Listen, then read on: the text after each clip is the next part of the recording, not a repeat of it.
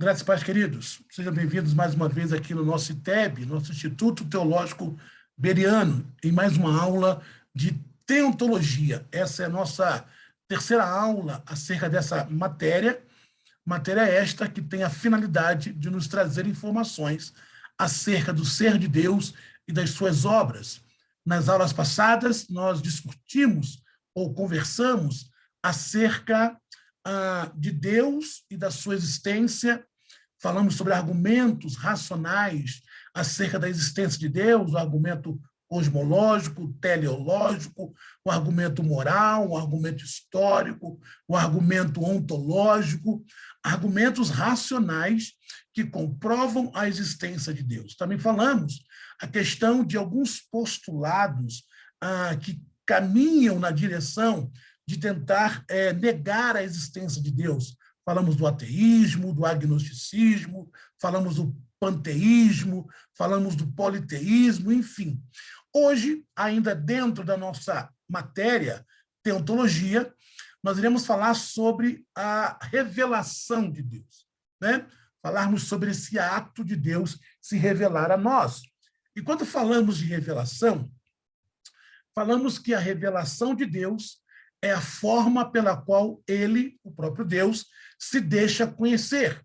Em outras palavras, quando falamos de revelação, falamos que Deus resolveu permitir que os homens tivessem conhecimento da sua existência, da sua obra e do seu caráter, através da sua vontade de se auto-revelar a nós. Então, tudo que sabemos de Deus partiu de uma própria iniciativa do próprio Deus de auto se revelar.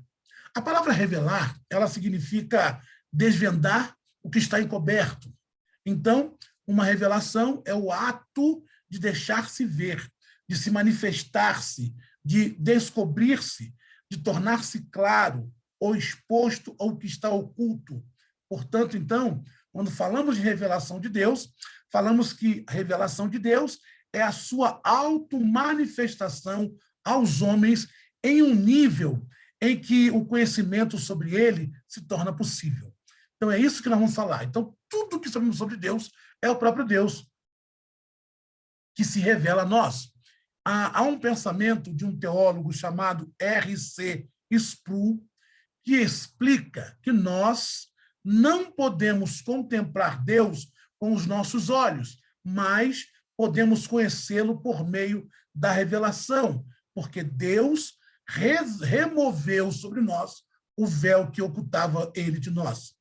É importante entender, queridos, também, corretamente, o conceito da revelação de Deus, para que tenhamos em mente, que essa revelação parte de Deus para nós. Então, entenda isso. A revelação, o conhecimento que temos sobre Deus, parte de Deus para nós, e não ao contrário. Em outras palavras, é Deus que se revela a nós, e não nós que o descobrimos, tá? Não é a teontologia, quando se fala de revelação de Deus, não é um descobrimento do homem sobre Deus, não é isso. É uma autorrevelação de Deus ao homem, tá? Então, isso é revelação de Deus. Outra importante informação aqui, como guisa de introdução, é que Luiz Berkoff, outro teólogo, ele diz que, ao longo do tempo, tornou-se comum falar do descobrimento de Deus feito pelo homem, como se o homem alguma vez tivesse o descoberto. Isso nunca aconteceu, querido. Nós não descobrimos Deus, Deus se revela a nós. Hebreus vai dizer isso, né? A palavra de Deus lá no livro de Hebreus vai dizer que antigamente Deus falou através dos profetas aos pais e nos últimos dias se revelou a nós através do Espírito, do seu Filho. Então, sempre é Deus se revelando, sempre é Deus se revelando. Não é um homem descobrindo Deus, mas Deus se revelando ao homem. Em qualquer estudo científico, o homem se coloca acima do objeto da sua investigação e extrai ativamente desse objeto que ele está observando o conhecimento pelo método que lhe parece bem mais apropriado. Mas, quando se trata do conhecimento de Deus esse tipo de abordagem não sustenta, porque não tem como você pegar Deus e colocá-lo num tubo de ensaio e examinar Deus detalhe por detalhe, e como diz Karl Barth, Deus é totalmente outro. O conhecimento de Deus não é fruto de um ensaio em laboratório, cujo o objeto de pesquisa é o próprio Deus. É impossível. É impossível colocarmos Deus numa mesa e, de forma exaustiva, examiná-lo. Na verdade, se nós hoje temos conhecimento sobre Deus, é porque o próprio Deus nos deu esse conhecimento, tá bom? Ou seja, Deus transmite conhecimento de si próprio ao homem. Por isso que falamos em revelação de Deus, pois sem a revelação jamais seríamos capazes de obter qualquer conhecimento de Deus. Berkoff ainda vai completar dizendo que mesmo depois de Deus ter se revelado a nós, objetivamente o homem não é a razão humana que descobre Deus, mas é Deus que se descerra,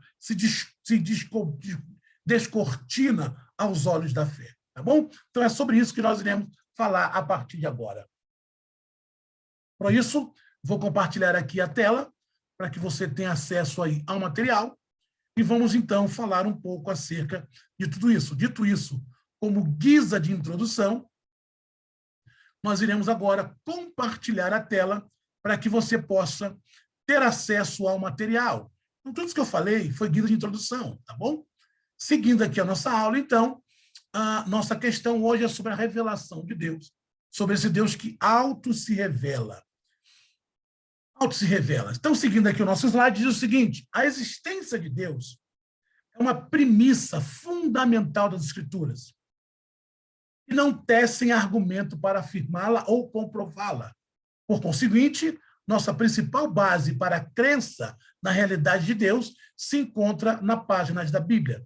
O que significa isso? Nós já falamos isso, mas é bom nós refutar, nós reformar, ou melhor, reforçar essa nossa afirmação.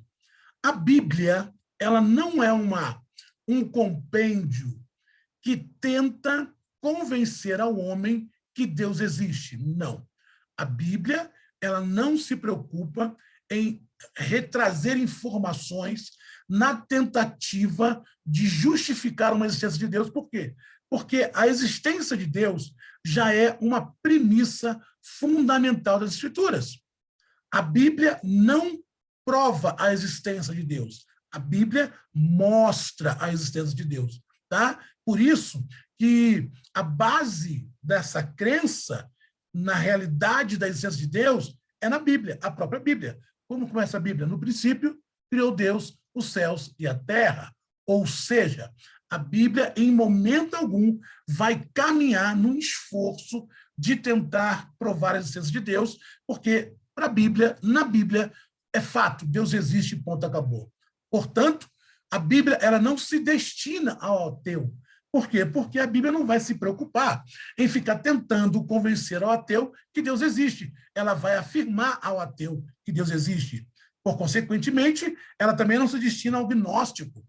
Nós vimos em aulas passadas que o agnóstico é aquele ateu em cima do muro, né? Aquele ateu que diz que não consegue crer que Deus existe, mas também não pode negar que ele existe, porque não tem conhecimento exaustivo acerca de Deus. Então, a Bíblia também não vai ser destinada ao agnóstico, porque na Bíblia Deus existe, ponto final. Também não tem valor para o incrédulo. Por quê? Porque o incrédulo é aquele que rejeita conscientemente a revelação de Deus, tá bom? Então, a Bíblia, ela por isso que nós falamos na aula passada sobre argumentos racionais. Como a Bíblia não tem essa preocupação de provar a existência de Deus, porque a Bíblia já tem como premissa fundamental a existência de Deus, nós usamos argumentos racionais, tá bom? Mas a pergunta, aí você pode perguntar assim, professor, qual é a importância da revelação de Deus? Bem, a importância da revelação de Deus é praticamente imensurável. Segundo R.C. Sproul, ele lembra que a Bíblia afirma que Deus é a fonte de toda a verdade. Então, não somente a verdade religiosa. Deus não é fonte apenas da verdade religiosa, mas de toda a verdade. Deus é a fonte de toda a verdade. Deus, a verdade é dependente da obra da revelação de Deus. Podemos, então, concluir, a partir dessa afirmação de R.C. Sproul, a importância da revelação de Deus é absoluta. Em outras palavras, é importante nós entendermos essa revelação, porque é inconcebível imaginar nossa vida neste mundo sem a revelação de Deus. Porque se Deus não se revela e se Deus não existe, não haverá limite para o homem. Então, é importante nós concebermos esta concepção da existência sobre Deus, tá bom? E a pergunta que se quer falar é o seguinte: será que podemos realmente conhecer Deus? Será que realmente nós, humanos finitos, podemos conhecer Deus? A resposta é sim. A primeira resposta é sim. Por quê? Porque, como nós já falamos, Deus quis se revelar à humanidade. Deus se autorrevelou à humanidade. Sem essa autorrevelação, a resposta para essa pergunta seria não. O homem, na sua finitude, o homem na sua limitação, era impossível conhecer Deus, porque, como nós falamos agora há pouco, não tem como colocar Deus numa mesa de pesquisa e dissecá-lo. Então, mas como Deus auto se revelou ao homem através da Bíblia, que é a única que nos diz como compreender o testemunho que a natureza nos dá acerca de Deus, então a resposta é sim. É possível conhecer a Deus, porque o próprio Deus auto se revelou. Nenhuma criatura vai poder chegar diante de Deus e falar para Deus: Deus, eu não te servi porque foi impossível te conhecer. Por quê? Porque Deus se revela até através da natureza. Olha o que diz aí, abra sua Bíblia em Romanos, nós já lemos esse texto, e quero ler novamente. Romanos, capítulo 1, vai dizer que os homens se tornam indesculpáveis diante de Deus, porque Deus auto se revelou através da Bíblia e também através da natureza. Romanos, capítulo 1, abra sua Bíblia aí. Romanos, capítulo 1, a partir do verso 25, vai dizer que o homem se tornou indesculpável. Romanos 1, 20. Pois desde a criação do mundo, os atributos invisíveis de Deus, seu eterno poder, sua natureza divina, têm sido observados claramente, podendo ser compreendido por intermédio de tudo o que foi criado. Então, Deus pode ser entendido através de tudo em que ele criou, de maneira que tais pessoas são indesculpáveis. Então, a resposta é sim, podemos reconhecer Deus, porque o próprio Deus auto se revelou a nós. Seguindo ainda dentro dessa questão, sendo os seres humanos finitos e Deus infinito, não podemos conhecer Deus a menos que ele se revele para nós. Ou seja, a menos que ele se manifeste aos humanos de tal forma que estes possam conhecê-lo e ter comunhão com ele. Então, Deus se revelou. Através da Bíblia, nós falamos isso quando estudamos sobre cristologia, quando falamos que Deus, há duas formas de Deus se revelar: a revelação geral e a revelação especial, específica, né? Então, de uma forma geral, Deus se revela, como diz aqui Romanos, através daquilo que ele criou. Por isso, se torna indesculpável. É possível reconhecer Deus? A segunda resposta é: Deus é incompreensível, ou seja, ele não pode ser plenamente compreendido. Deus é estar acima de tudo. O próprio Salmo 113 vai dizer que Deus é tão grande que ele está acima dos céus. É por isso que Calbart vai dizer que Deus é totalmente outro. Então, Deus, ele não pode ser compreendido de forma plena, exaustiva, mas ele pode ser reconhecido na sua autorrevelação. Ele vai se revelando através da natureza. Os céus manifestam a glória de Deus. Ele se revela através da palavra dele, né? Examinando as Escrituras, porque cuidar externar a vida eterna, e são elas que me testificam, ele pode ser conhecido através de Jesus. Quem vê o Filho, vê o Pai. Quem vê o Pai, vê o Filho. Então, podemos sim, não podemos ter uma compreensão total acerca de Deus, mas através da sua autorrevelação, através das fontes que o próprio Deus produziu para conhecimento, estudando essas fontes, conhecemos Deus. Vimos agora em Romanos que a criação é uma revelação sobre Deus. Vemos lá em João capítulo 5, verso 39, que a Bíblia é uma revelação acerca de Deus. Vimos lá em Hebreus capítulo 1, que o próprio Cristo é uma revelação acerca de Deus. São fontes produtoras que revelam quem Deus é. É a forma de Deus auto se revelar a nós. Duas classificações básicas de revelação. Revelação geral é quando Deus se comunica através da natureza, e a revelação específica, quando Deus se comunica através da palavra de Deus e através da pessoa de Cristo. Essas são as duas formas de se revelar. A revelação geral, quando Deus se comunica a si mesmo através daquilo que ele criou, né? Aí você tem como base Romanos capítulo 1, versículo 20, que nós acabamos de ler, e também o Salmo 19, que fala que a natureza revela a glória de Deus. Essa é a revelação geral, e a revelação específica através da palavra dele. Vemos isso em toda a Bíblia, né? Que a Bíblia é a palavra de Deus, e são elas que testificam acerca de Deus, e através de Jesus, que é a máxima expressão do Pai. Então, essas são as fontes reveladoras sobre Deus. Então, queridos, a teontologia é essa ciência que vai nos trazer esses meandros possíveis de conhecer Deus. Embora exista algumas correntes, como o deísmo, que nós vimos isso na aula passada, que é uma forma de negar a existência de Deus, que diz que Deus não interage, Deus criou o homem, largou o homem aqui na sua própria sorte, e o homem não se interage com Deus, é mentira, porque vemos aqui que é possível, através de revelações do próprio Deus, conhecê-lo e se relacionar com ele, né? Se relacionar com o próprio Deus. A terceira pergunta, a terceira resposta sobre esta pergunta é sim, as Escrituras é uma fonte que revela sobre Deus. Ela nos fala sobre Deus, ela nos ensina sobre Deus. Tudo que eu e você necessitamos saber sobre Deus está nas Escrituras.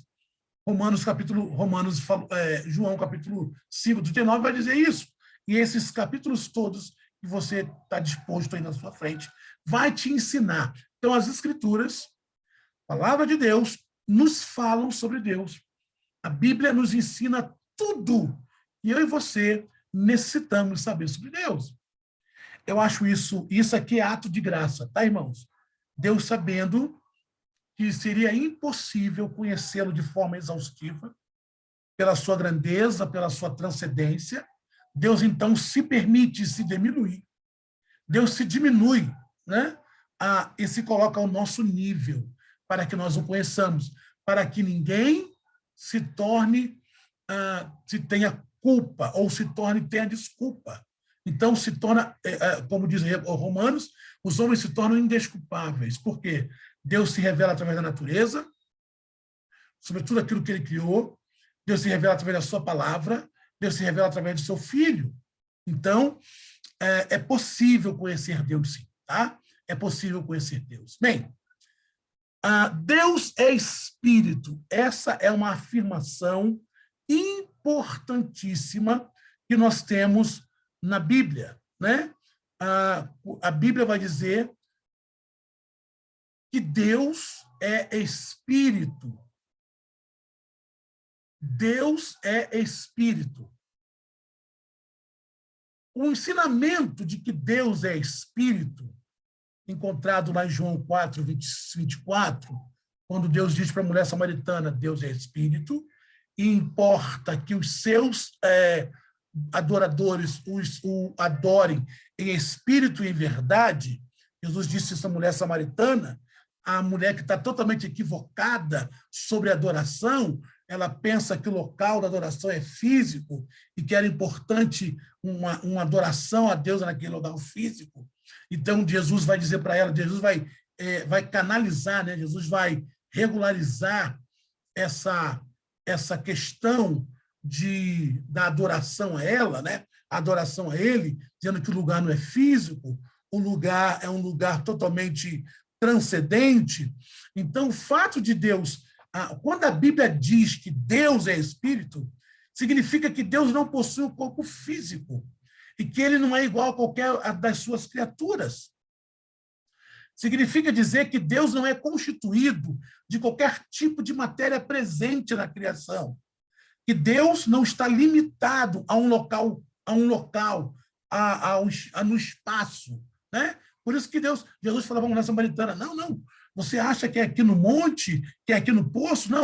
Não existe, Deus não está limitado a um lugar físico, Deus não está limitado a um lugar, a um lugar tangível, ele está em todas as partes, é a onipresença de Deus, né? A espiritualidade é um dos atributos de Deus, é um dos atributos que descreve o seu ser.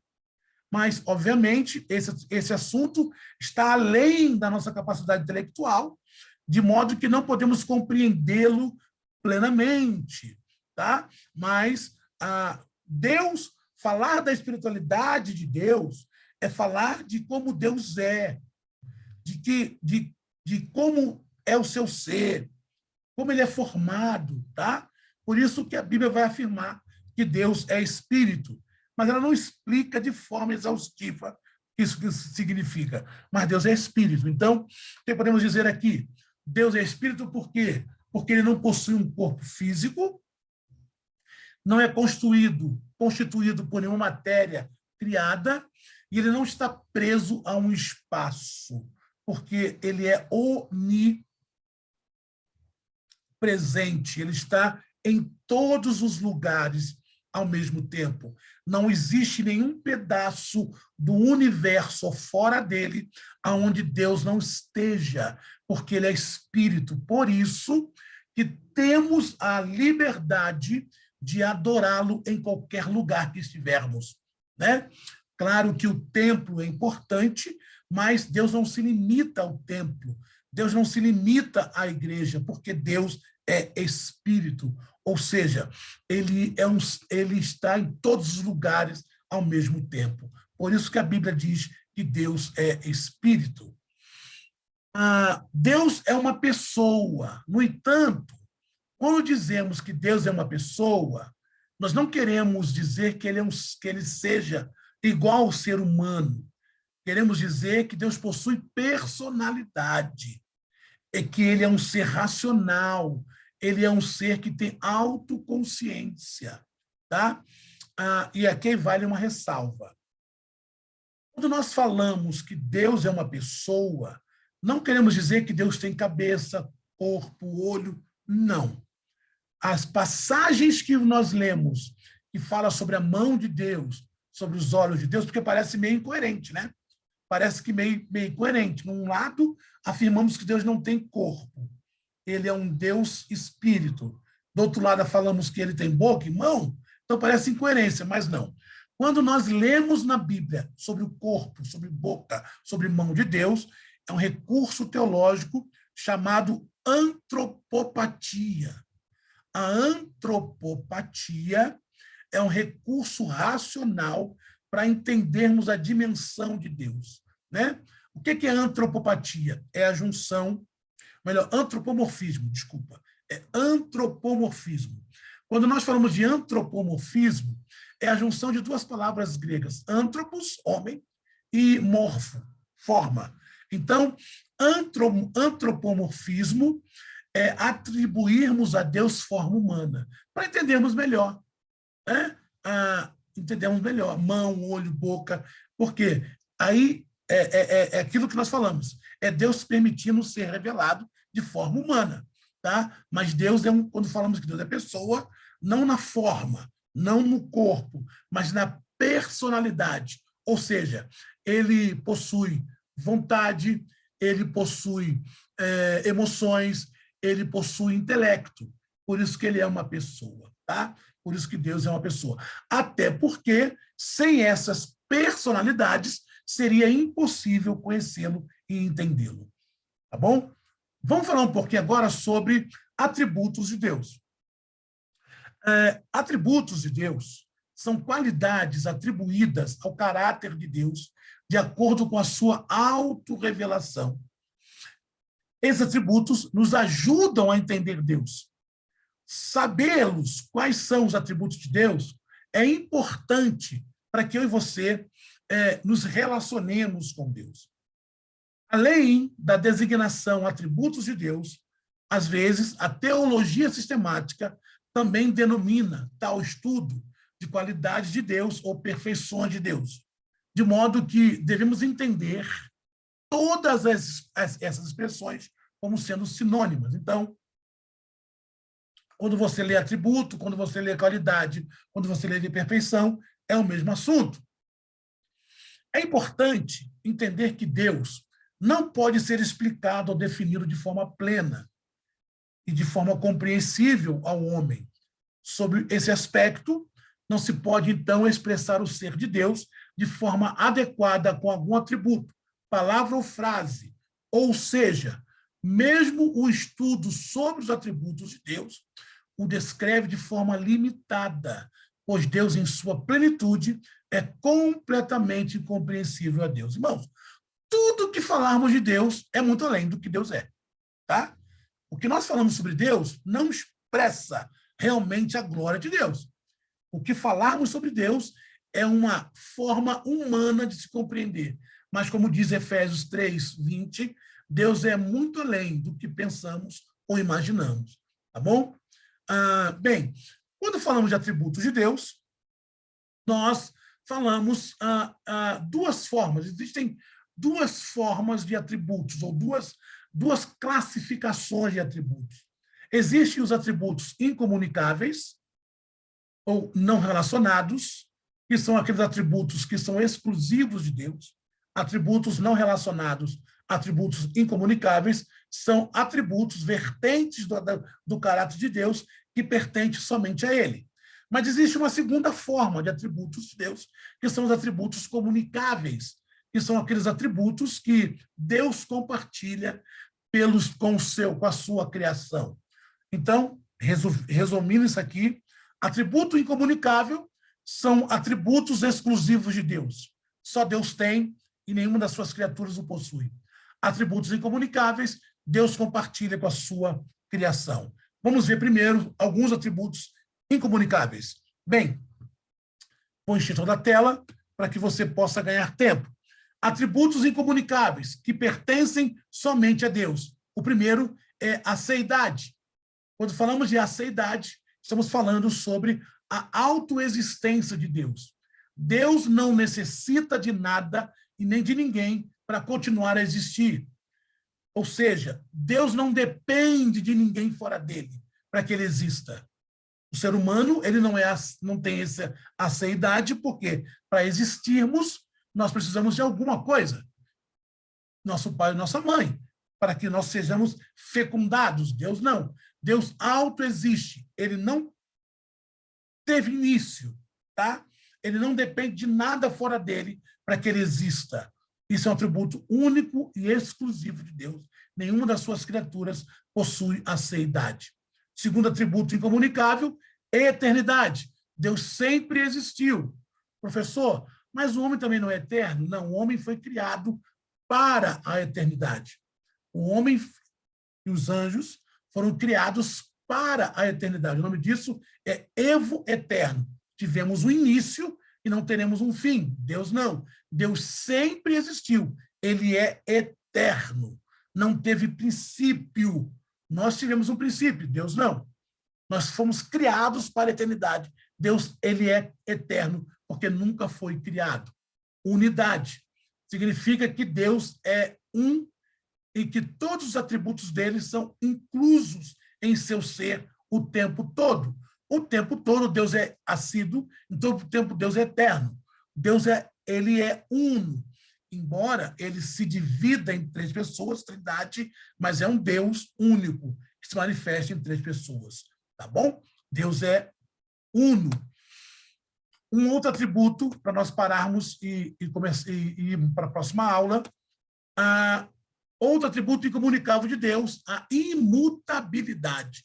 Deus não muda e não há soma de variação. Mas, professor, e quando nós lemos lá que Deus se arrependeu de ter criado o homem, em Gênesis capítulo 6, a palavra arrepender ali é um outro atributo teológico, antropopatia. Se antropomorfismo é atribuir Deus forma humana, para que entendamos o que Deus, Deus, a antropopatia é atribuir Deus sentimentos humanos, para que nós entendamos a situação que circula aquele momento. Então, mas Deus não muda, Deus é imutável. Ele é o mesmo ontem, hoje e eternamente, tá? Outro atributo incomunicável de Deus é a sua infinitude. Deus é infinito em seu ser, não sofre qualquer tipo de limitação.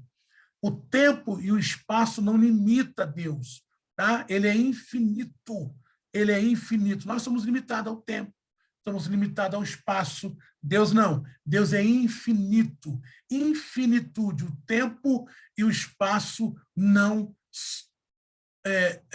interfere sobre o caráter de Deus. E o último atributo que veremos hoje é a onipresença. Significa dizer que Deus não é limitado a espaço, ou seja, nenhum espaço prende Deus. Deus está em todos os lugares ao mesmo tempo, tá? Me perguntaram uma vez assim, não, existe um lugar onde Deus não está, que é o inferno, porque lá só tem sofrimento. E onde Deus está é o céu. Não. Deus também está no inferno. Deus também está no inferno, só que a forma como Deus se manifesta no inferno é através da sua ira. Né? Assim como ele se manifesta no céu com o seu amor e com a sua graça, ele se manifesta no inferno com a sua ira, com o seu juízo. Mas não existe nenhuma parte no universo ou fora dele, seja físico ou invisível, que Deus não esteja. Ele é onipresente. Tá bom? Bem, vou encerrar o compartilhamento e dizer para vocês que esta foi a nossa aula de hoje. Vimos, então, sobre a autorrevelação de Deus, a forma como Deus se revela através da natureza, através da criação, através da Bíblia e através do próprio Jesus. Vimos também sobre os atributos, né? Vimos que Deus é espírito, não possui um corpo físico e não está preso a espaço. Vimos que Deus é um Deus pessoal, ele possui personalidade, emoção, intelecto e vontade. Vimos também sobre os seus atributos. Começamos a ver os atributos incomunicáveis, atributos que pertencem apenas ao ser de Deus. A seidade, Deus não precisa de ninguém para que ele exista, ele é autoexistente. Vimos a sua unidade, vimos a sua imutabilidade, vimos a sua infinitude, vimos a sua onipresença. Na próxima aula, continuaremos falando sobre os atributos de Deus, tá bom? Quero terminar essa aula dizendo para você que Deus te abençoe, te dê aí um bom tempo de estudo, aproveite tudo isso que você está vendo aqui no ITEB, porque o conhecimento te fará cada vez melhor e vai aprimorar você para o ministério que o Senhor te confiou, tá bom? Deus te abençoe, nos vemos na próxima aula. Fique com Deus.